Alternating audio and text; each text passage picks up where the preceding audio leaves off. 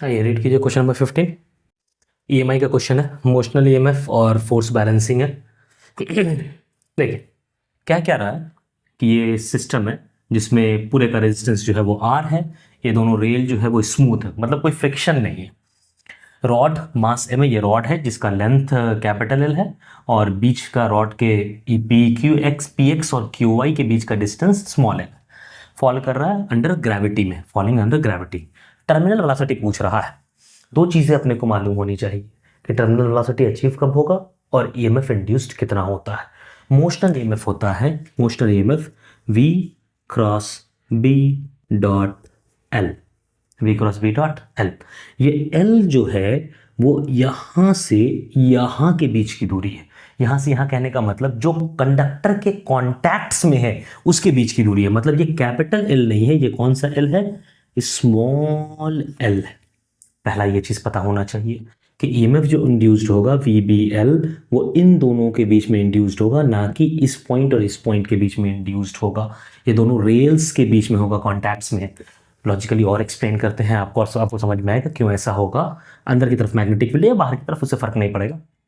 ऐसे फर्क पड़ेगा हमको मैग्नेटिक फील्ड, ठीक है तो देख लेंगे किधर होगा, डायरेक्शन का बात नहीं है, डायरेक्शन फिर भी हम बात कर लेंगे किधर होगा।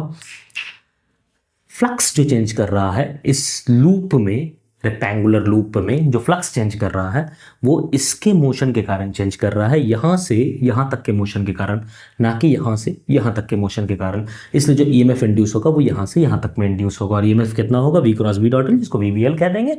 अभी फिलहाल वीबीएल कह दे रहे हैं। और फिलहाल हम एक और कॉन्सेप्ट बता दें कि कब आपका ये आएगा। ये क्या है, टर्मिनल वेलोसिटी। टर्मिनल वेलोसिटी कहने का मतलब हो गया कि वेलोसिटी कांस्टेंट हो गई, अब वो इंक्रीज नहीं करेगी।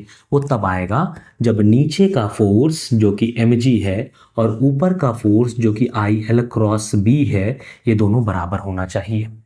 ठीक है, अब यहाँ भी स्मॉल l आएगा क्योंकि करंट इसी में बहेगा, इसमें नहीं बहेगा, इसमें नहीं जाएगा, बाहर वाले में नहीं जाएगा। करंट ऐसे जाके इस लूप में ऐसे फ्लो करेगा। ठीक, अब मान लेते हैं कि मैग्नेटिक फील्ड जो है वो अंदर की तरफ है, अंदर की तरफ है।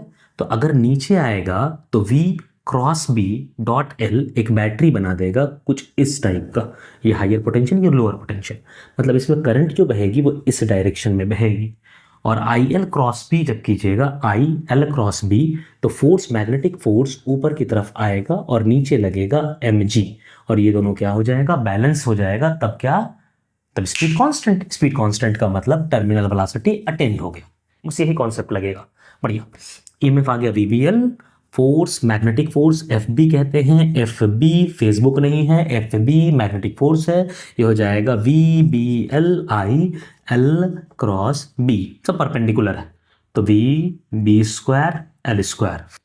और ग्रेविटेशनल फोर्स mg है, इन दोनों को बराबर होना चाहिए तभी टर्मिनल वेलोसिटी अचीव होगी।